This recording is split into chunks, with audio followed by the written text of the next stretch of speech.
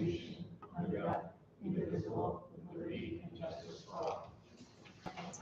All right, so tonight is our second public budget meeting. At this time, I would like to turn it over to Ms. Pilati.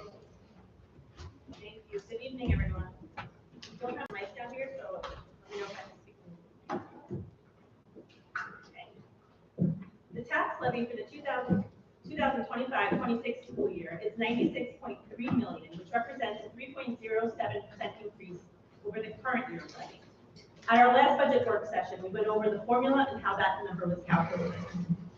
As we work to develop a balanced budget where our revenues equal our expenses, we face several challenges that contribute to a budget gap for the upcoming year.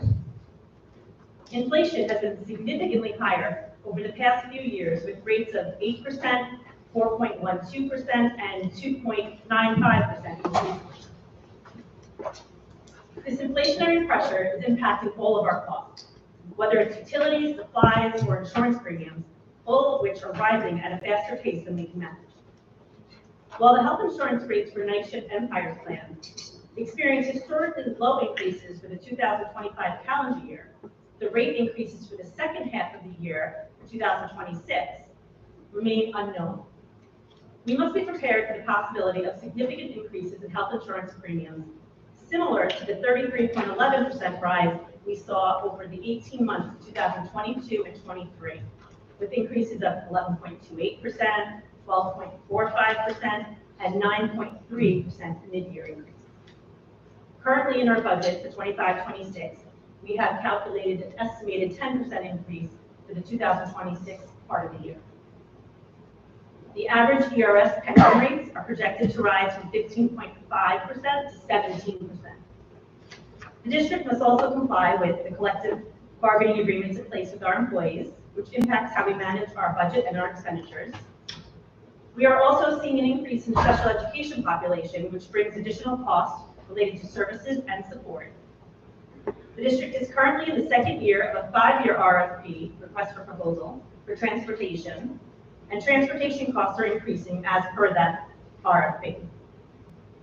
The district's insurance through NYSER is expected to increase by approximately 12% for the upcoming school year.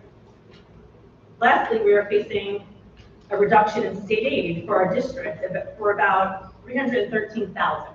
However, we are dealing with the initial executive budget proposal from the governor, and we can potentially still expect to receive some additional state aid. Despite these challenges, the board remains committed to staying within the tax cap. All of these factors combined are contributing to our budget gap that we are addressing in this year's budget process.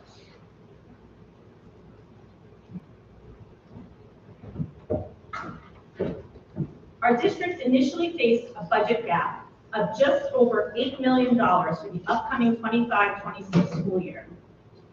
In the very first draft of the budget, we allocated $3 million in reserves to help reduce this gap, bringing it down to just over $5 million. In the second draft of the budget, which is the current draft, we have increased the amount of reserves we are using to $4.35 million, further lowering that gap. As of right now, the gap is down to just under $670,000. We have made significant progress in closing this gap, but it has required us to make some very difficult decisions. We have taken a detailed strategic approach to evaluate district staffing. This means consolidating, accessing, and reducing positions where necessary to ensure we are operating as efficiently as possible. Every department's budget and all district programs have been thoroughly analyzed, and we've made reductions where necessary, all while maintaining the district's priorities. The Board of Education has also offered a retirement incentive for teachers, encouraging retirement between June 30th, 2025 and June 30th, 2026. A total of 23 teachers have opted into this offer, which will help reduce further costs. We will continue to review every area of our budget, making necessary adjustments to completely eliminate this gap, while ensuring we maintain a high quality of education and services for our students. In alignment with these efforts, Mrs. Morrison will present our instructional priorities tonight and highlight areas where we aim to expand in order to further enhance student success.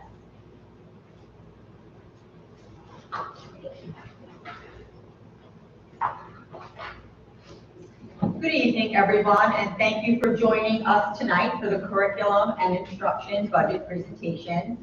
At the last budget presentation, Mrs. Pilati overviewed the district's priorities, and we will once again start with them this evening. Our priorities as a district are to create welcoming, safe, and supportive school environments for social and emotional well-being. We would like to continuously improve instructional programs and expand curriculum and extracurricular offerings. We look to increase innovative learning spaces across the district, to implement ongoing research-based professional development aligned with district priorities, to enhance parent engagement and collaboration in district learning experiences, and to maintain safe, clean, and energy-efficient buildings and facilities. These priorities align with the district's mission statement and profile of graduate attributes. They collectively focus on providing high-quality instruction, supporting student well-being, investing in our teachers, and equipping students with knowledge, skills, and the character they need to thrive. Throughout the course of tonight's presentation, the following expansions will be discussed, along with several proposed staffing restorations that were taken out of last year's budget. We are proposing to restore computer TA positions at our elementary buildings. Right now, our elementary schools are sharing computer TAs. We are looking to add 2 computer TAs so that each building has a computer TA. We are looking to implement a new elementary literacy program that is aligned with the science of reading. Our elementary review committee, under the direction of Mrs. Dana Musso, has done an amazing job this year, piloting several different programs. We are almost at the end of the piloting process. I'm very comfortable with the 2 programs that we have narrowed it down to, and once again, we're looking to implement that new program this year. Because of the implementation of the new literacy program, we are looking to reinstate the literacy coach that was absorbed several years ago when one of our literacy coaches retired. We are looking, as Mrs. Pilati noted, to an increase in our special education programs based on incoming kindergarten students. I'll be talking with this more extensively in a few minutes, but we will be needing to increase special education and related service staffing. We are looking to add 2 new CTE courses at the high school, Welding 1 and IB Design Technology. We are looking to expand on our artificial intelligence and coding platforms, K-12. We are launching a new district website, which is very exciting. And once again, just ongoing core professional development instruction to ensure that our instructional practices remain strong. The following areas related to curriculum and instruction will be overviewed this evening. I would like to welcome and thank our administrative team this evening and to thank them for their assistance with creating tonight's presentation. They are well versed in their respective areas of supervision and continue to collaborate with teachers and staff to advance our district's initiatives. I'm excited to share with you this evening the great work taking place throughout the district. We will start this evening with the special education department. West Cypress is proud to offer a full continuum of special education services K-12. From integrated co-teaching classes and resource room support to speech, language, and special classes, special education students are placed in the least restrictive environment based on their individual needs. In some cases, students require services that exceed the district's capabilities, for example, medically fragile students. In these cases, the district works closely with a variety of out-of-district placements to ensure that students receive the breadth and scope of support necessary. These placements include, but are not limited to, residential facilities, BOCES programs, and private schools. For example, Brookville Center for Children's Services, the Genesis School, and DDI. We are proud to continue our partnership with Effective School Solutions, ESS, and PM Pediatrics next year. ESS is a Tier 3 support for student mental health. It is intense, highly structured, clinical, in-school support for high school students who have extensive mental health care challenges. Students are provided individual and small group counseling daily, sometimes several times a day. In addition, parent and guardian support groups are available in the evening for the parents and guardians of children that are part of the ESS program. ESS clinicians work closely with students, their families, outside providers, and district staff. It has been and continues to be integral in supporting students who struggle with mental health. The goal of our partnership with ESS is to maintain our students in West Islip High School rather than place them in an out-of-district setting. PM Pediatrics care team of mental health experts partner with our district psychologists, counselors, and social workers at the elementary and middle school levels to arrange quality mental and behavioral health services outside of school for struggling students. The goal is to support student needs so they can function effectively in school. Students are seen by licensed mental health professionals on the same day that the district makes the referral to PM Pediatrics. This partnership has been extremely successful and has connected families with ongoing outside mental health support. This school year alone, we have referred 83 students to PM Pediatrics. The Extended School Year Program, or ESY, runs for 6 weeks during the summer. It provides ongoing special instruction for students that help maintain their learned skills during the school year. ESY is required by Part 200 of the New York State Regulations of the Commissioner. Based on the projected number of incoming kindergarten students for September via the CPSE process, the district anticipates the need for 2 additional 811 kindergarten special classes in September. The addition of these 2 classes will necessitate the hiring of additional special education staff for the upcoming school year. Next year will be the 3rd year of the expansion of the ICT program at Beach Street Middle School. Starting in September, we will have the ICT program in grades 6, 7, and 8 at Beach Street Middle School. The slide on the screen in front of you represents the current breakdown of special education students by classification and grade set. The district currently educates 761 students, a slight increase from last year. The number of special education students fluctuates throughout any given school year based on a variety of factors, including but not limited to new entrants to the district, students moving out of the district, and those students that make sense in or out of special education services throughout the course of a school year. As previously mentioned, the district anticipates the need to add 2 811 special classes at the kindergarten level for September to accommodate the needs of K students entering the district from special class preschool placement. As the slide before you indicates, the number of students entering the district from preschool special placement is increasing every year. CPSE encompasses students that age in from early intervention at age 2 to CPSE at age 3.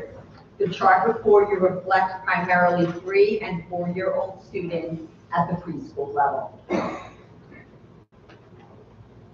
And now for the area of instructional technology. Yes. Who's special ed? Do you know what the number was last year? It was around, I believe, let me just look at this number. It was about 6 or 7 less. So we were in 7, I believe it was, yeah, just a little bit lower in the 750s. I believe it was 6 students less.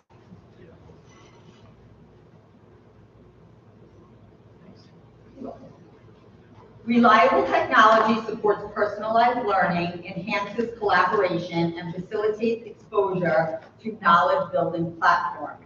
One cornerstone of our instructional program here in West Islip is that every student K-12 has a one-to-one device.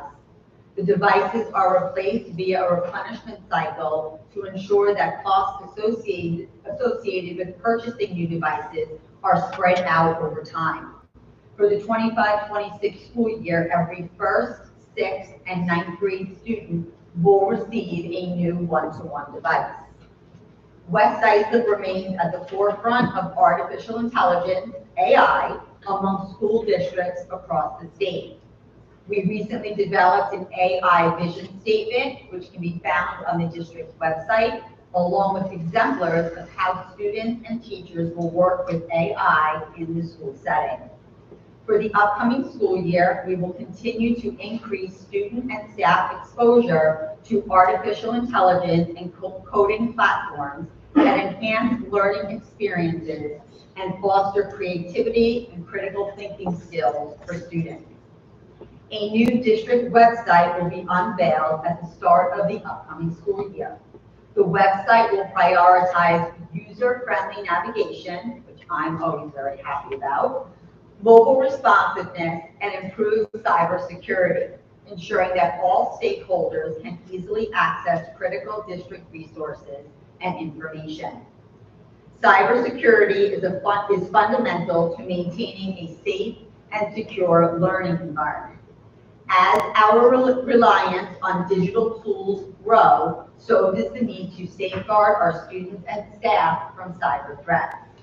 The district's investment in cybersecurity protects sensitive data, prevents potential breaches, and educates our school community on best practices for digital safety, and it will continue. Current cybersecurity practices include testing our infrastructure for vulnerabilities and participating in external audits related and practices related to the use of technology, to name just a few. Teachers and students utilize a variety of instructional platforms that provide essential tools for learning. The renewal cost of these platforms, along with the cost to purchase updated assistive technology devices for our special education students, and the insurance and maintenance costs for the one-to-one devices of students and staff are also included in the IT budget. And as previously mentioned, to support foundational technology instruction at the elementary level, we are proposing to restore 2 elementary computer teacher assistants to the elementary schools. Yes, is the cost for the website update, just not the security portion, just the website, is that pretty minimal, or, you know? Definitely. Do you mind if I answer? Yeah, just want to jump into that. So Syntax typically has hosted our website. They are removing themselves from the website game, and have asked us in different districts to pursue new companies to host their website. So we're actually, although we're going to be taking on a new website company, there's going to be some offsetting costs from decreased costs with Syntax. So it's relatively budget neutral, and the website that we're taking a look at, we have some rough runs of the first website is actually compatible with Parent Square. So a lot of when there's a message that goes out to Parent Square, it'll populate the website automatically. But in terms of the budget piece, it's relatively budget neutral.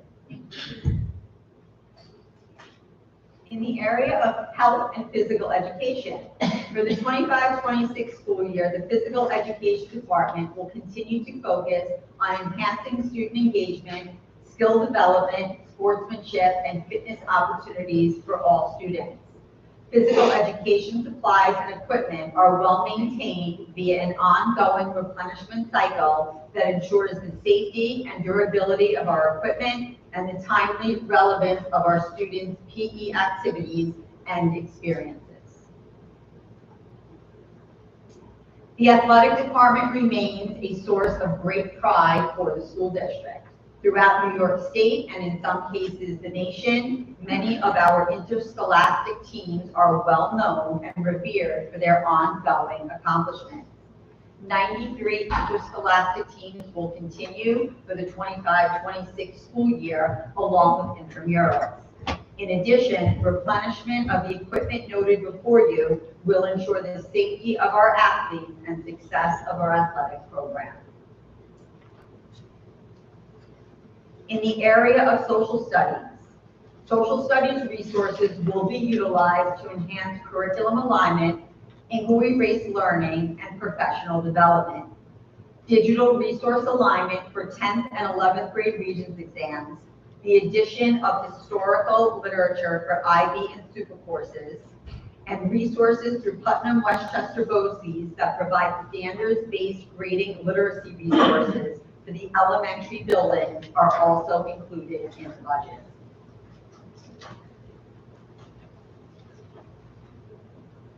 The IB and AP programs remain a source of pride for the district as they offer academic, financial, and personal growth opportunities for students via rigorous courses of study. Although, along with the exam fees and professional development costs for IB and AP teachers, the digital platform Think will be added to the resources utilized for students to support ongoing development of critical thinking skills across the IB curricular areas. In the area of elementary math, critical thinking and hands-on manipulatives are essential components of effective math instruction at the K-5 level. The Reveal Math program helps students analyze, reason, and develop problem-solving strategies while using hands-on manipulatives that provide tactile learning experiences and reinforce conceptual understanding.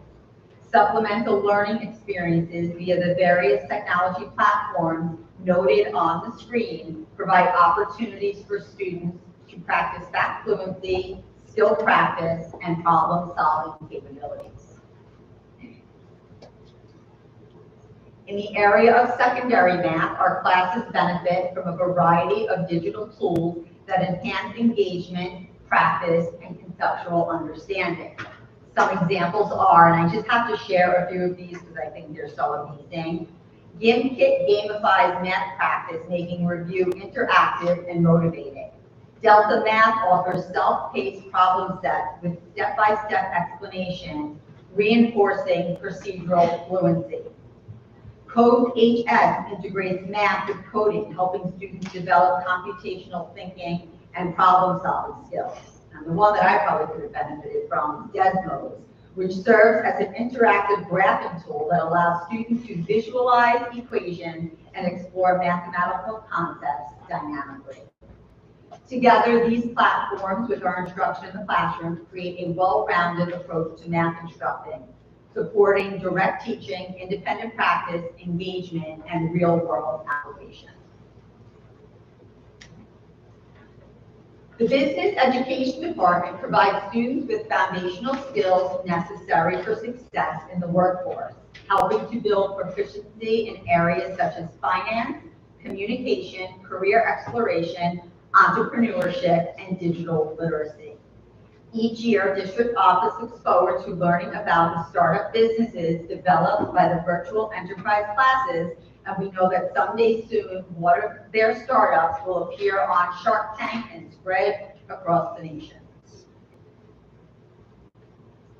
The FACS department plays a crucial role in preparing students for practical life skills, career exploration opportunities, and hands-on learning experiences.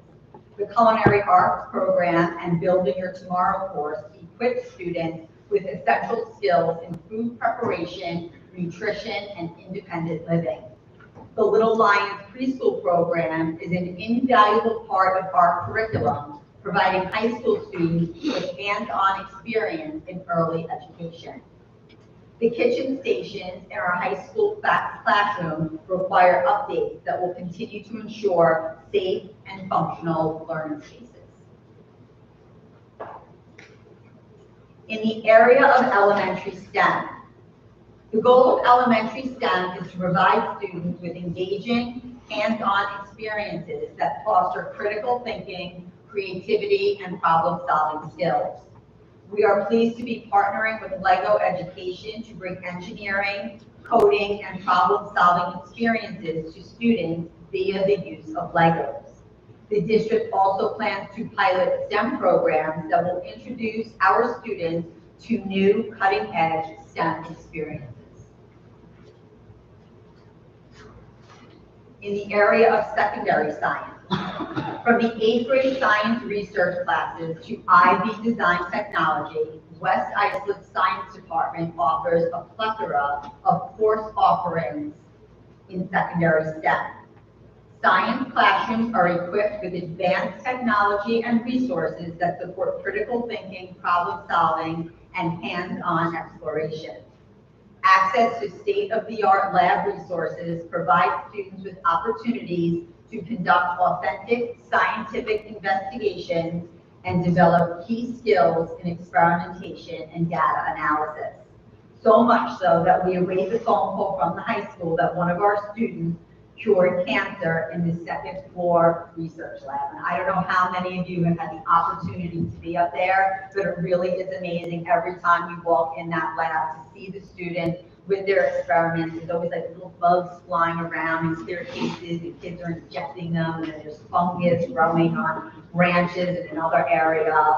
It's just really, really great stuff. Moving on to engineering technology. West Islip Science, Engineering, Technology Department prepares students for success in engineering technology and advanced manufacturing careers by providing access to state-of-the-art machines, tools, hands-on experiences, and career preparation opportunities. For the upcoming school year, we are excited to introduce 2 new courses, Welding 1 and IB Design Technology. Welding 1 will provide students with hands-on experience in foundational welding techniques, safety procedures, and industry certification. IB Design Technology will challenge students to apply design thinking principles to real-world engineering problems.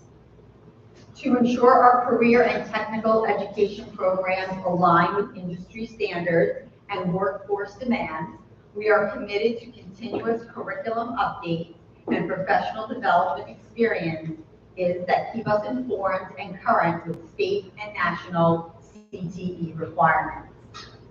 Currently, we are proud to partner with the U.S. Navy Maritime Industrial Base Program to provide our students with exposure to careers in shipbuilding, naval engineering, and advanced manufacturing.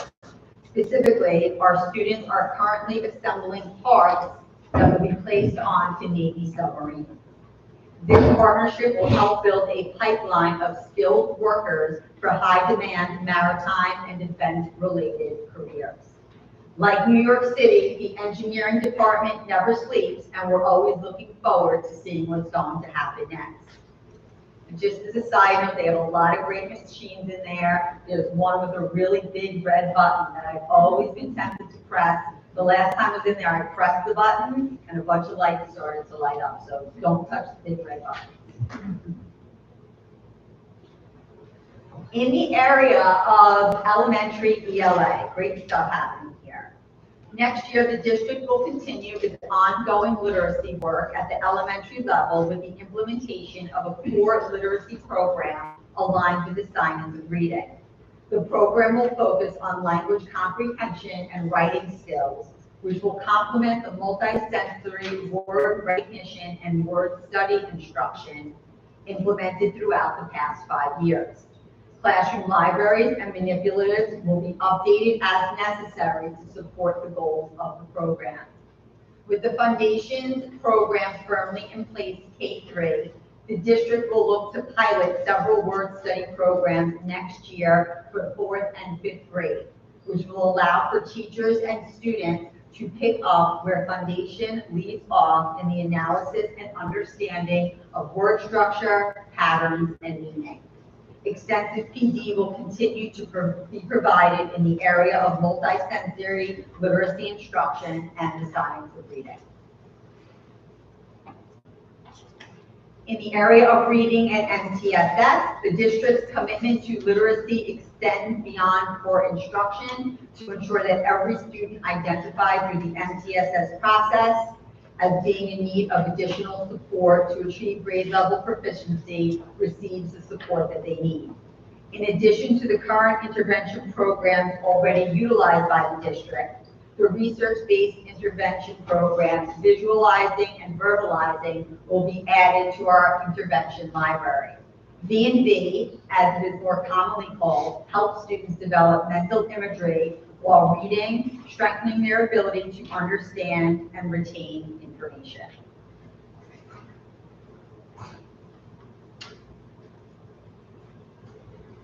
In the area of secondary ELA, the secondary ELA program supports students' ongoing advancement in the areas of reading and writing, critical thinking and communication, ongoing professional development, updates to our curriculum, and replacement of outdated materials continue to support these goals.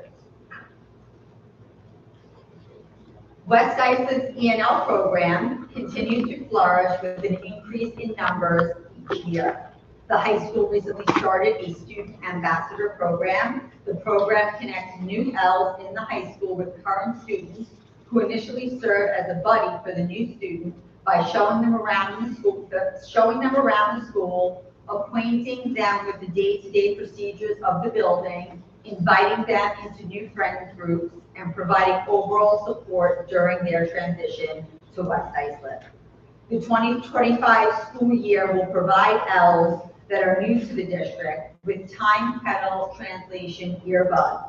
The earbuds translate classroom instruction in real time directly to the student in their native language. As the students assimilate and learn English, the earbuds are no longer utilized.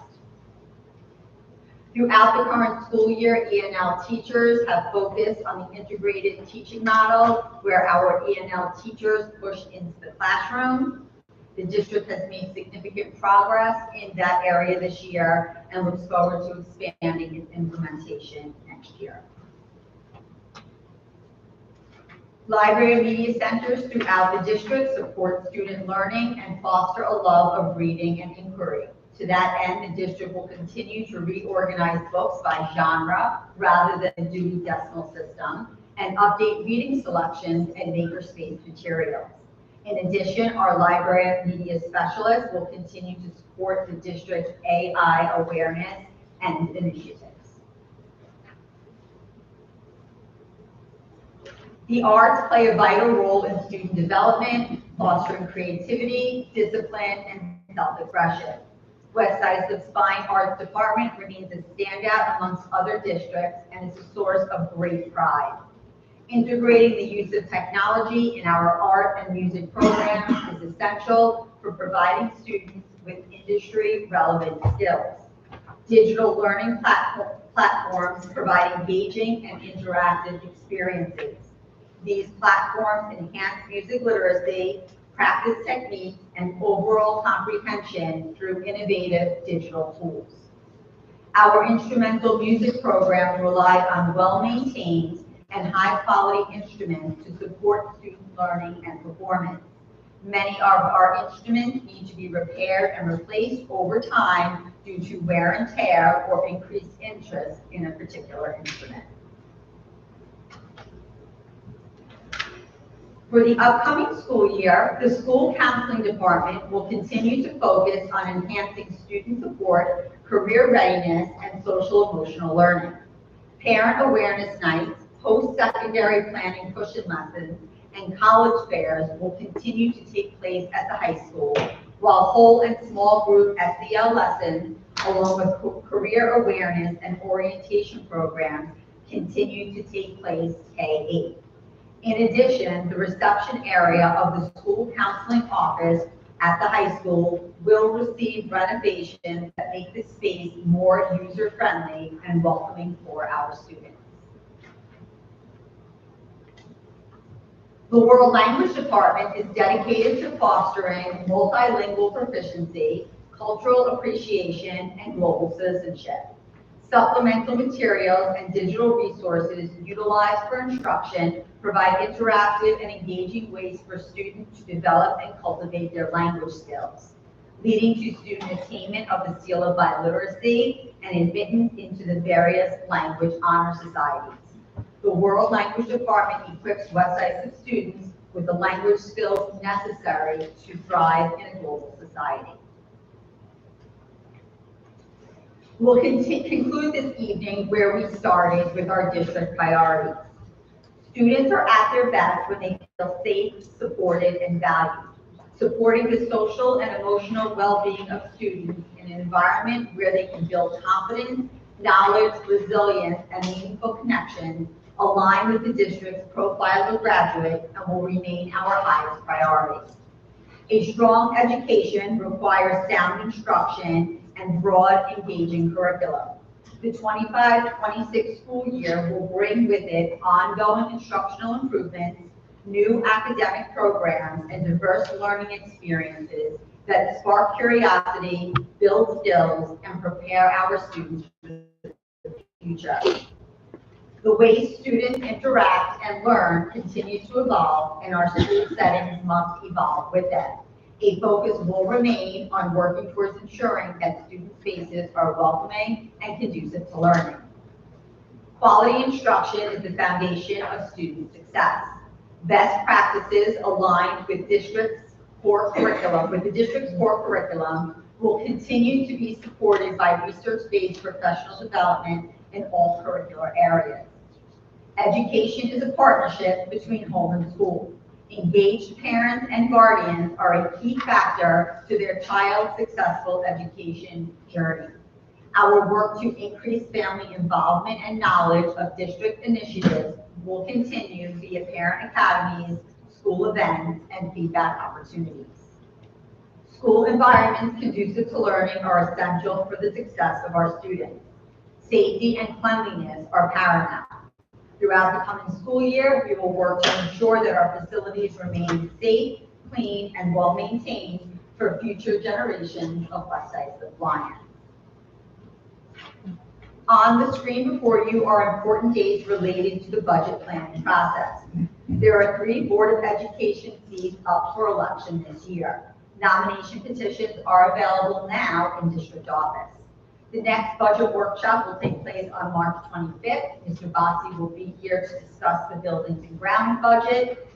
Budget workshop number 4 will take place on April 10th. Ms. Bellotti will share the final proposed budget at that time. Let's see where we're at here. April 21st, nominated petitions for the Board of Education are due to district office by 5 p.m. We will be adopting the budget on April 23rd, followed by a public budget hearing on May 8th. And of course, what's most important is our budget vote and trustee election on May 20th. I'd like to thank everyone for joining us this evening and for your ongoing partnership with the district. Yeah, if I can just add to that, I just really want to thank you, Mrs. Morrison, for all the work that went into preparing this presentation tonight. We're really proud of our instructional program in the district, and it's just amazing to see all the work that you put together. So thank you so much for your efforts. Also want to thank Mrs. Bellotti. You know, there are a number of changes, as you saw on one of our third slides, outline our budget gap from draft number 1 to draft number 2. We were at a gap of over $5 million at draft 1, and now we are right around $670,000 in terms of a gap. So with that, there does come a lot of cuts. We're looking through this presentation and seeing a lot of different things that are being maintained or added, and those are being done in a variety of different ways. Some positions being added are as a result of absorbing retirements that we were able to achieve through our retirement incentive. Others are looking at certain programs that we've cut back on and adding into others. So we are going to be discussing all that throughout the budget process. And really, just like any budget cycle, we kind of prepare for the worst and hope for the best. When we do have to propose cutbacks, that doesn't necessarily mean that all of those things will be cut back. However, we have to get to a 0 budget gap in order to present a fiscally responsible budget. Just to add to that, both the state and assembly released their one-house budget proposals late Monday night and into this morning. And the houses are expected to adopt their respective proposals as formal responses to the executive budget proposal this week. Just a few highlights. The Senate One House budget includes a call to increase the minimum guaranteed foundation aid from 2% to 3%, which would certainly benefit us. Also to rework some of the foundation aid formula to increase the per pupil funding for pre-K and increase funding for library materials. In addition, they also call for making adjustments to the zero emissions bus requirement. The Assembly One House budget highlights include increasing foundation aid from 2% to 2.9%. Also, different reworkings of the foundation aid formula, an increase in overall and per pupil funding for pre-K, and an increase in funding for library materials. So there are, still some beneficial budget pieces that can come into play to improve our budget outlook.